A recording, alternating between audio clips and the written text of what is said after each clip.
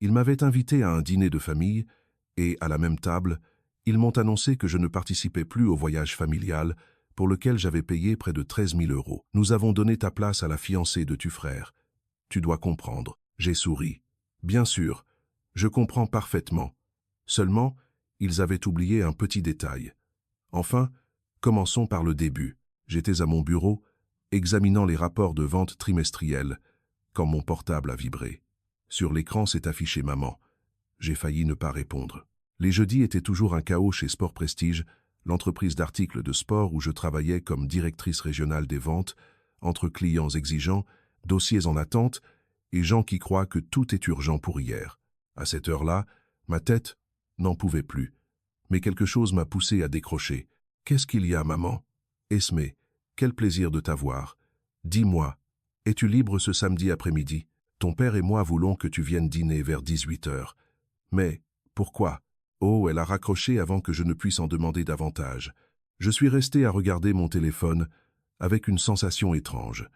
Ma mère semblait excitée, comme si elle gardait un secret.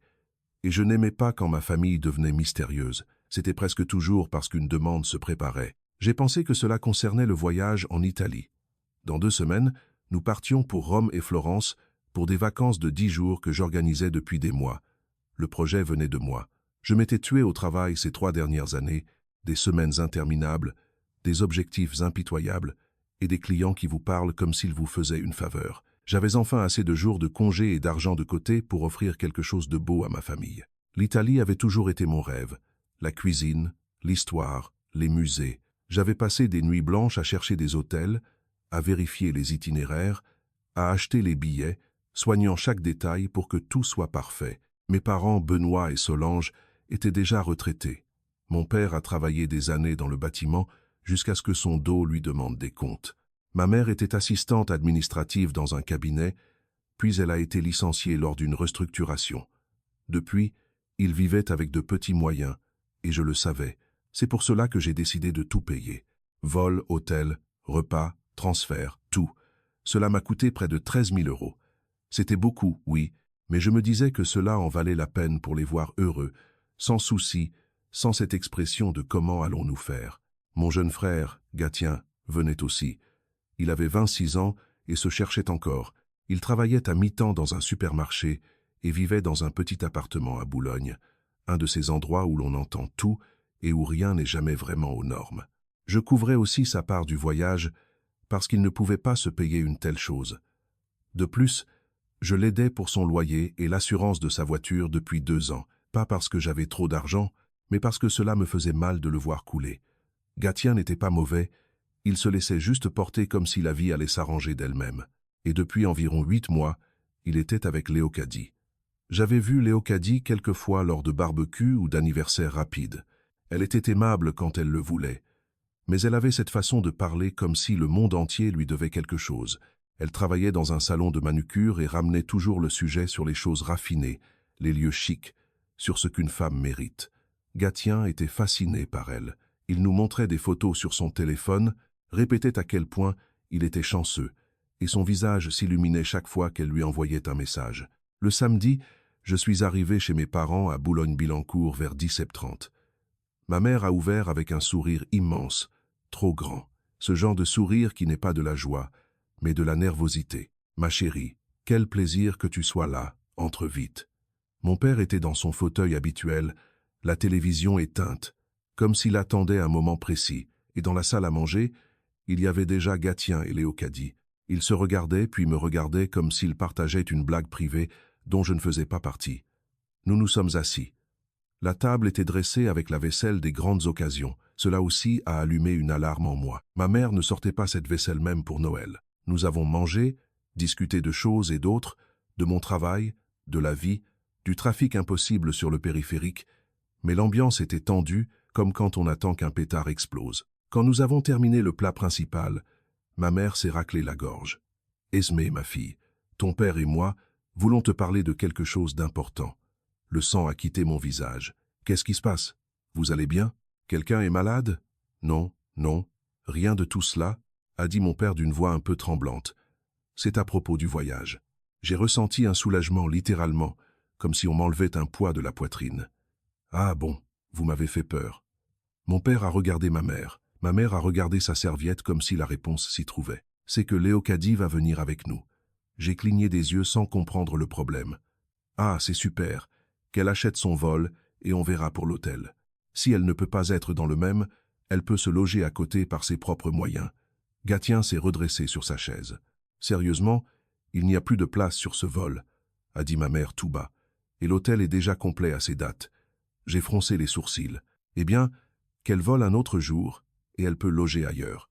L'Italie a toujours des options si on cherche bien. Gatien est devenu rouge, mais pas de honte, de colère. Je ne veux pas que Léocadie soit dans un autre hôtel. Je veux qu'elle soit avec moi, dans la même chambre. Je l'ai regardée en essayant de garder mon calme. D'accord. Et qu'est-ce que ça a à voir avec moi? Enfin, qu'est-ce que vous voulez que je fasse? Ma mère a inspiré comme si elle se préparait à un examen. Nous en avons discuté, a-t-elle dit. Et nous avons décidé que tu ne viendrais pas. Je n'ai pas compris. Littéralement. Comment ça? Je ne viens pas? Eh bien oui, a dit mon père plus directement. Comme ça, Léocadie prend ta chambre, et nous n'avons rien à changer. Je suis resté pétrifié. Pardon? Ma mère s'est précipitée pour adoucir la chose. Regarde, nous avons déjà vu comment nous organiser. Toi et Gatien aviez 2 chambres réservées. Alors ton père et moi gardons ces chambres. Gatien et Léocadie s'installent dans celles qui nous étaient destinées. Comme ça, ils ne sont pas séparés. J'ai eu l'impression de recevoir un coup de poing dans l'estomac. J'avais du mal à respirer. Vous êtes en train de me dire que vous m'écartez du voyage que j'ai payé? Tous les 3 ont fait une grimace comme si je disais quelque chose de mauvais goût. Esmé, a dit Gatien avec une froideur que je ne lui connaissais pas. Tu gagnes bien ta vie. N'exagère pas. En plus, tu passes ton temps à nous rappeler que tu aides la famille. Je le regardais sans y croire. Gatien, j'ai payé tout le voyage, tout. Près de 13 000 €. Le silence qui est tombé était pesant. Ma mère a ajusté nerveusement ses cheveux et a alors lâché le pire, comme si c'était la chose la plus normale au monde. Si tu veux vraiment aller en Italie, tu peux acheter un autre vol et chercher un autre hôtel par tes propres moyens. Et ils ont ri. Mon père a laissé échapper un petit rire gêné. Ma mère s'est caché la bouche comme s'il s'agissait d'une bêtise d'enfant. Gatien a souri. Léocadie a essayé de dissimuler son sourire avec sa main, mais on le voyait dans ses yeux. Il pensait vraiment que c'était amusant. J'ai dégluti. J'ai senti mon visage brûler. Je me suis forcé à sourire. Ce sourire que l'on affiche quand on ne veut pas éclater en sanglots sur place. Oui, je comprends. Et je suis restée assise pendant 1 heure à les regarder s'exciter, parler de glace, du Colisée, des photos au Vatican, des restaurants que Léocadie voulait pour ses réseaux sociaux. C'était comme si je n'existais plus. Ils m'avaient rayé de leur plan, tout simplement. Personne n'a remarqué quand je me suis levé doucement. J'ai pris ma veste et je me suis dirigé vers la porte. Dehors, l'air frais de la nuit m'a frappé le visage. Mes mains tremblaient pendant que je cherchais mes clés. Je suis monté dans ma voiture. J'ai pris une grande inspiration et j'ai conduit jusqu'à mon appartement dans le 15e arrondissement avec la tête pleine de bruit. Je suis resté assise quelques minutes dans le parking à regarder le volant. Puis je suis monté. J'ai ouvert la porte. Je suis entré et j'ai éclaté en sanglots. J'ai pleuré jusqu'à ne plus avoir de larmes. Je me suis endormi sur le canapé, tout habillé. Le dimanche, je me suis réveillé avec les yeux gonflés et le dos endolori. Pendant une seconde, je ne me suis souvenu de rien. Puis, comme une vague, le dîner m'est retombé dessus. Les rires, la phrase de « tu ne viens pas ». J'ai eu la nausée. Le téléphone a vibré sur la table basse. Encore maman. Une partie de moi voulait ignorer, mais une autre, celle qui espérait encore le meilleur d'eux, a pensé être qu'ils ont des regrets. Être qu'ils vont demander pardon. J'ai répondu. « Allô Esmé, super, tu es déjà réveillée », a dit ma mère d'une voix joyeuse, comme si rien ne s'était passé la veille. Dit, Gatien et Léocadie veulent organiser leur fête de fiançailles quand nous reviendrons et nous avons pensé que tu pourrais la payer. Je suis resté figé. Comment? Ils veulent la faire dans un restaurant italien très chic à Saint-Germain-des-Prés, un endroit qui s'appelle l'Héritage, tu sais, un de ces lieux élégants. Léocadie l'adore et nous avons pensé que ce serait un geste très généreux de ta part en tant que sœur aînée. Un geste après m'avoir évincé du voyage que j'ai payé. Ah, j'ai dit, et ma voix est sortie trop calme. Oui, bien sûr, je la paie avec plaisir. Je savais que tu ne nous décevrais pas, a dit ma mère soulagée. Léocadie va être aux anges. Je regardais le mur, et quelque chose en moi s'est mis en place. Très bien. Juste une chose. J'ai ajouté. Donne-moi le numéro de Léocadie. Je veux parler directement avec elle de ce qu'elle souhaite pour la fête. Comme tu es prévenante, ma fille, a dit ma mère. Enchantée. Je te l'envoie tout de suite. Elle a raccroché. Je suis resté avec le téléphone à la main et, pour la première fois depuis le dîner, j'ai souri. Mais ce n'était pas un sourire heureux. C'était ce sourire que l'on a quand on comprend enfin quelque chose que l'on se refusait de voir depuis des années. Il ne me voyait pas comme une fille ou une sœur. Il me voyait comme une solution, comme une carte bancaire, comme un distributeur automatique. Et un plan m'est venu à l'esprit. Première chose, j'ai appelé l'hôtel à Florence et j'ai annulé toutes les chambres que j'avais réservées, absolument toutes.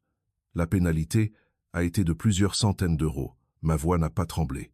J'ai payé et j'ai raccroché, et c'était comme si on m'enlevait une pierre de la poitrine. Première étape faite. Le lendemain, Léocadie m'a appelé, comme l'avait dit ma mère. « Salut Esmé, c'est Léocadie. Ta mère m'a donné ton numéro. Je suis surexcité pour la fête. » Moi aussi, j'ai dit avec une douceur qui, honnêtement, m'a surprise moi-même. On se voit pour discuter des idées, pour bien organiser tout ça. Oui, on peut se voir dans un café dans le Marais. Il y en a un qui a des pâtisseries incroyables. C'était convenu. Je suis arrivé en avance. J'ai commandé un café crème. Je me suis assise près de la fenêtre. Léocadie est arrivée à l'heure avec un sac de marque qui, je le savais, coûtait plus cher que ce que Gatien gagnait en un mois. Elle m'a salué avec une accolade trop familière, comme si nous étions intimes. « Vraiment merci », a-t-elle dit. « Enfin, je savais déjà que c'est toi qui paies tout dans la famille de Gatien, alors je me suis dit que ça ne poserait pas de problème. Ça m'a brûlé de l'intérieur, mais à l'extérieur, je n'ai pas bougé, bien sûr. J'ai dit « Alors, raconte-moi, qu'as-tu en tête ?» Ses yeux se sont illuminés. « Je veux quelque chose d'inoubliable, que les gens en parlent pendant des mois. Voyons, je pense à 50 invités, peut être 60, un DJ et de la musique en direct. » Elle parlait comme si elle demandait des serviettes en papier. « D'accord, musique en direct. Parfait. Et des fleurs fraîches partout. Pas de fleurs artificielles, il faut que ce soit élégant. » J'ai acquiescé comme si de rien n'était. « Et un photographe professionnel ?» a-t-elle ajouté sans respirer. « Parce qu'évidemment, je veux de belles photos. Ah, et une fontaine de chocolat. J'en ai toujours rêvé. » « J'adore l'idée, j'ai dit. » Elle a sorti son téléphone et a commencé à me montrer des images. « Regarde cette décoration. N'est-ce pas magnifique? Rien que les fleurs doivent coûter dans les 2000 euros. Mais ça en vaut la peine. » « Bien sûr, j'ai dit en souriant. Ça en vaut la peine. Et le groupe que je veux demande 1500 euros pour la soirée, mais ils sont excellents. Je les ai vus au mariage de mon cousin. Je faisais le calcul mentalement, sans qu'un seul muscle de mon visage ne bouge. Et pour le toast, a-t-elle dit, je veux du champagne millésimé, pas de ces trucs qui ont un goût bizarre. Il faut que ça se voie. Oh, et la robe. Elle a lâché ça comme une évidence. J'en ai besoin d'une nouvelle, quelque chose de futur marié, mais sans faire robe de mariée. J'en ai vu une sublime avenue Montaigne, à 800 euros. Je me suis dit que puisque tu paies déjà tout le reste, elle a fait un geste de si c'est non, tant pis. Mais ses yeux disaient, n'ose même pas dire non. C'est d'accord, lui ai-je dit. Je veux que tu sois parfaite. Léocadie a presque soupiré d'aise. Tu es la meilleure future belle-sœur. Vraiment, nous avons continué 1 heure de plus. Tout était le meilleur, le plus beau, le plus fin. Amuse-bouches spéciaux, desserts onéreux, décoration complète, des détails pour que ce soit digne d'un magazine. Quand nous nous sommes enfin quittés, mon estimation était claire. Cette fête allait facilement dépasser les 10 000 euros. Ce sera la meilleure fête de fiançailles, a dit Léocadie déjà debout. Je suis sûr que ça rendra incroyablement bien sur Instagram. Mes amis vont mourir de jalousie. Oui, lui ai-je dit avec le même calme. Publie tout, que tout le monde s'enthousiasme. Ce soir-là, Léocadie m'a envoyé un lien. J'ai ouvert sa publication. Elle y était avec des émojis, des photos d'inspiration et un texte qui disait, en gros, que l'incroyable sœur de Gatien leur organisait une fête spectaculaire à l'héritage avec orchestre, cuisine gastronomique, toast au champagne cher. La totale. La publication avait déjà des tas de commentaires.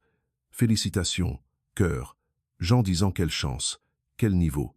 J'ai fait une capture d'écran, je l'ai gardée, puis j'ai posé mon téléphone sur la table et j'ai ri. Mais pas un rire de blague, un rire de c'est pas possible qu'il soit comme ça. Il restait 2 semaines avant le vol, 2 semaines pour qu'il s'excite encore plus, 2 semaines pour que Léocadie continue de se vanter de sa fête et que ma famille continue de croire que j'allais tout résoudre comme d'habitude. Les 2 semaines sont passées vite. Pendant ce temps, je n'ai presque pas eu de nouvelles. Gatien m'a envoyé un message une fois. « Merci pour la fête, sérieux. » Ma mère m'a appelé pour voir si j'allais bien, car elle me trouvait distante. Je lui ai dit que j'étais débordé de travail. Léocadie m'a envoyé de nouvelles idées pour la fête, chacune plus chère que la précédente, et quand il a manqué 3 jours pour leur départ, j'ai passé un autre appel.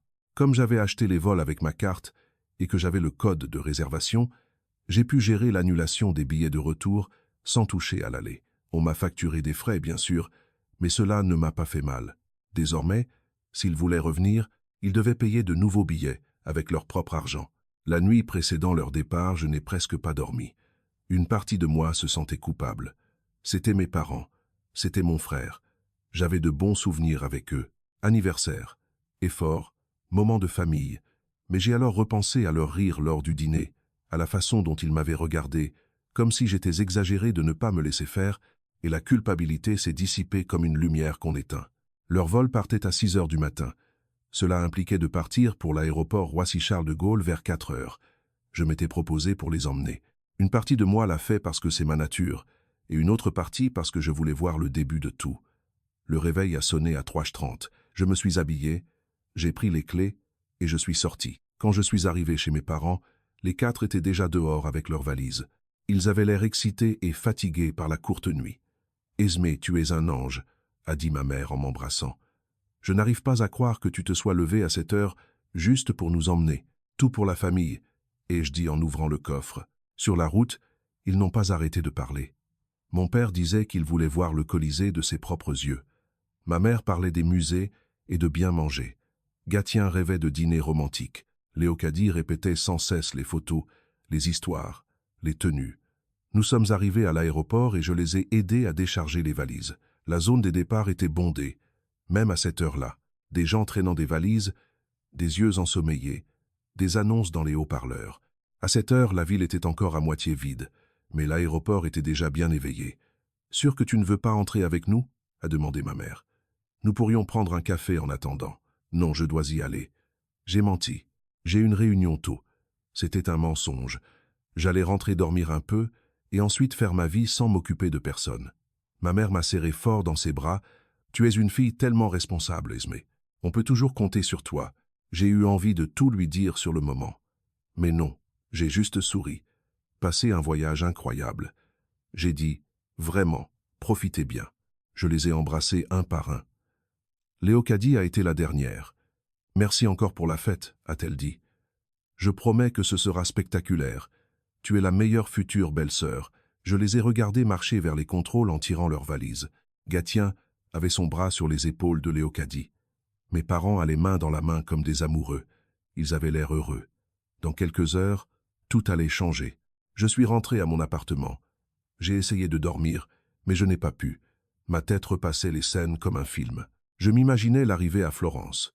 Le taxi, le hall de l'hôtel, la réception vérifiant l'ordinateur et disant « Il n'y a rien ». J'ai décidé que ce jour-là, je ne serais pas joignable. Je n'allais rien leur arranger. J'ai rangé mon téléphone dans un tiroir et je suis allé courir. J'avais besoin d'évacuer l'énergie qui me rongeait de l'intérieur. L'air matinal m'a fouetté le visage et pour la première fois depuis des semaines, j'ai ressenti quelque chose qui ressemblait à de la liberté. J'ai couru dans des rues que je voyais toujours avec précipitation, et aujourd'hui elles me semblaient différentes. Puis je me suis douché, je me suis changé, et comme c'était le milieu de la matinée et que le trafic n'était pas encore trop lourd, j'ai conduit jusqu'à un café à l'autre bout de la ville. J'ai commandé un petit déjeuner léger, et je me suis assise à une petite table dehors, au soleil. L'après-midi, je suis allé chez mon amie Ondine. Elle vivait à environ 20 minutes. Je la connaissais depuis l'université.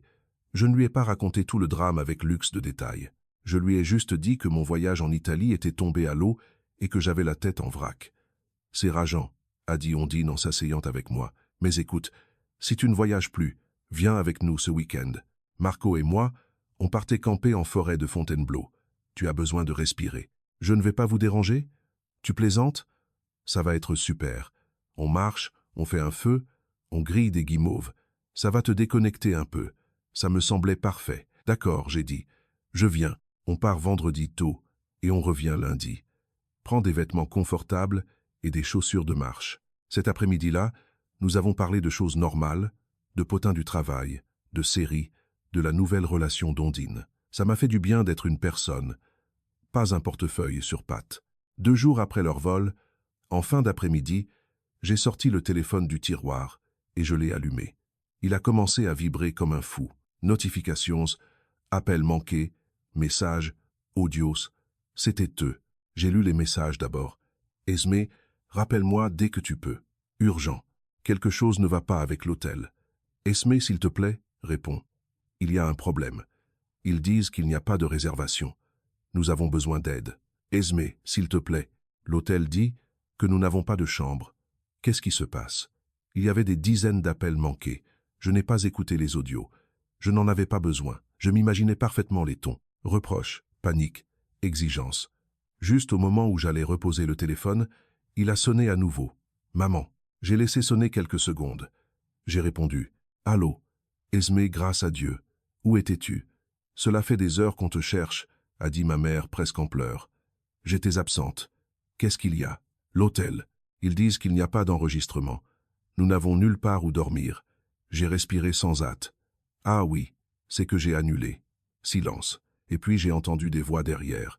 Gatien criant quelque chose. Léocadie sanglotant.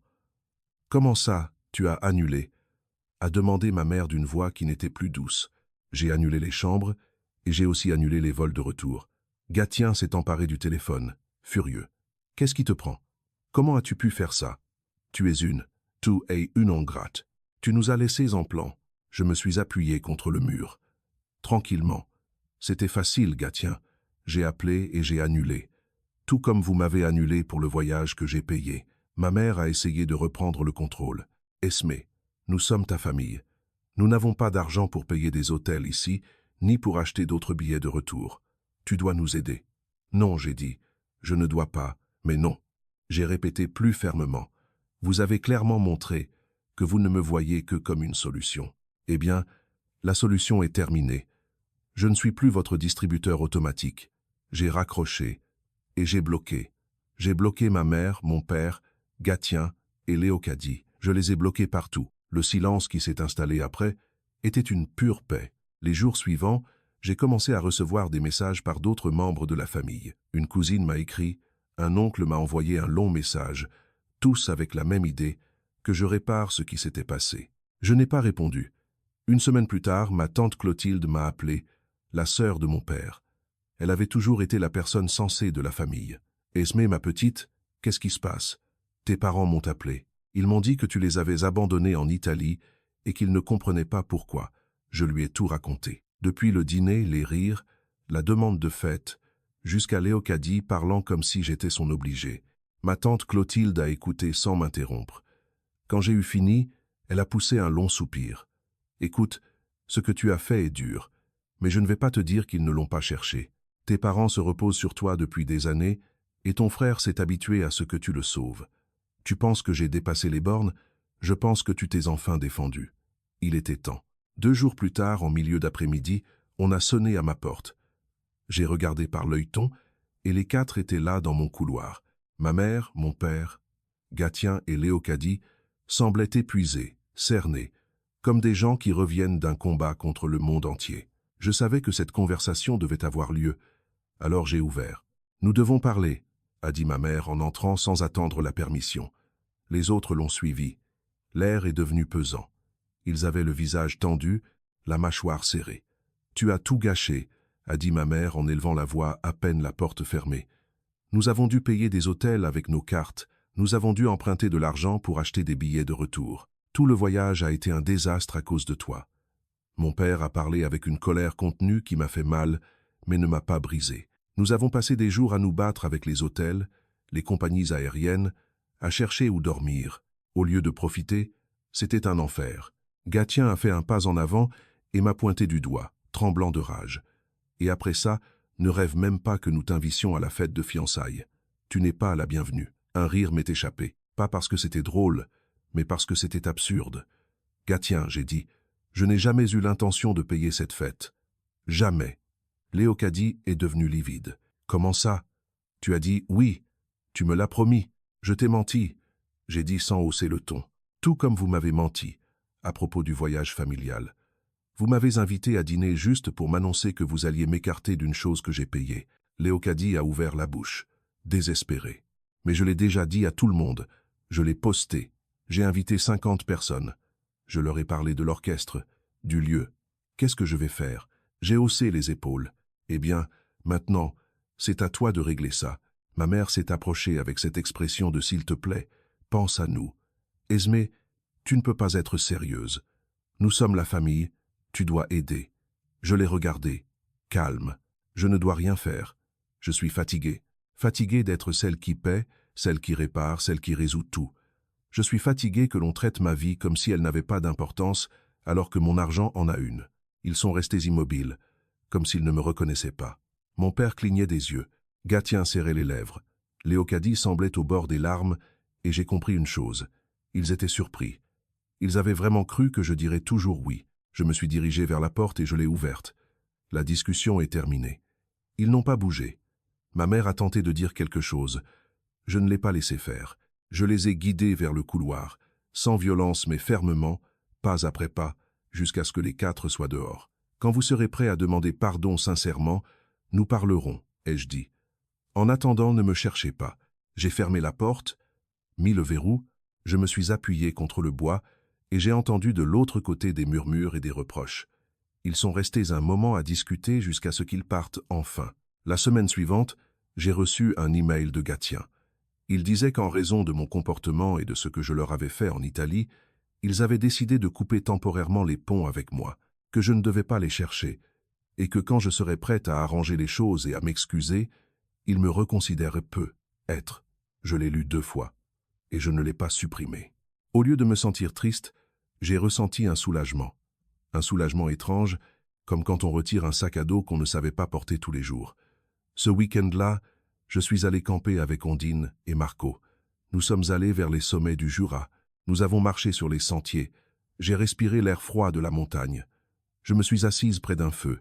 Nous avons grillé des guimauves, bu du café chaud, et nous sommes restés à regarder le ciel étoilé. 3 jours. 3 jours sans penser à ma famille. Sans culpabiliser, sans vérifier mon téléphone toutes les 5 minutes, au cas où quelque chose se passerait.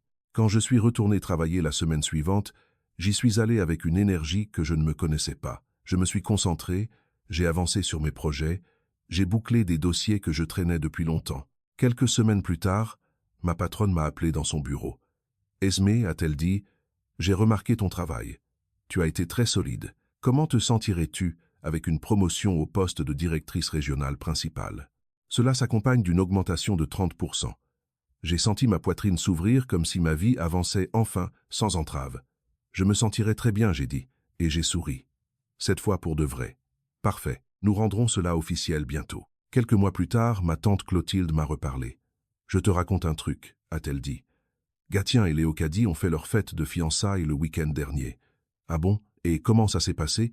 Chez tes parents, m'a-t-elle dit, et un petit rire lui a échappé. Ta mère a fait des sandwichs.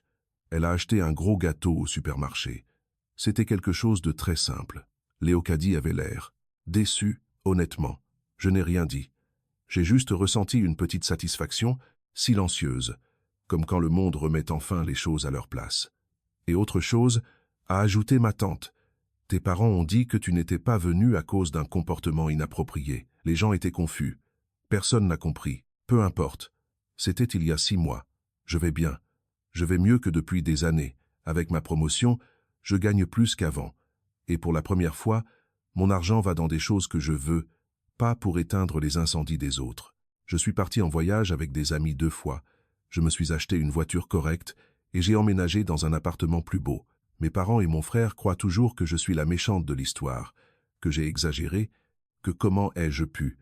Mais je sais aussi une autre chose. Si je ne m'étais pas imposé, rien n'aurait changé. Ils m'auraient pressé jusqu'au dernier centime, jusqu'au dernier jour de congé, jusqu'à la dernière goutte de patience. Et ensuite, ils m'en auraient demandé encore, comme si c'était une obligation. Je n'attends pas leurs excuses. Je suis occupé à vivre ma vie. Enfin, sans porter des gens qui ne m'estimaient que pour mon portefeuille. J'ai compris quelque chose que j'ai mis des années à accepter. Parfois, On confond amour et obligation, et on finit par croire qu'être une bonne fille, c'est endurer, se taire et payer pour que tout le monde soit content. Moi aussi, j'ai pensé que si je donnais plus, un jour ils m'estimeraient différemment. Mais quand ils ont ri de moi et m'ont traité comme si ma place n'avait aucune importance, j'ai enfin vu la vérité. Mon affection est grande, oui, mais elle n'a pas à me coûter ma tranquillité. Si vous avez suivi mon histoire, merci de m'avoir accompagné de tout cœur. J'espère que cela vous apportera un peu de réconfort et vous rappellera que poser des limites n'est pas abandonner sa famille. C'est se protéger pour ne pas se briser. Aider est beau, certes, mais quand on l'exige de vous comme un dû, ce n'est plus de l'aide, c'est de l'abus.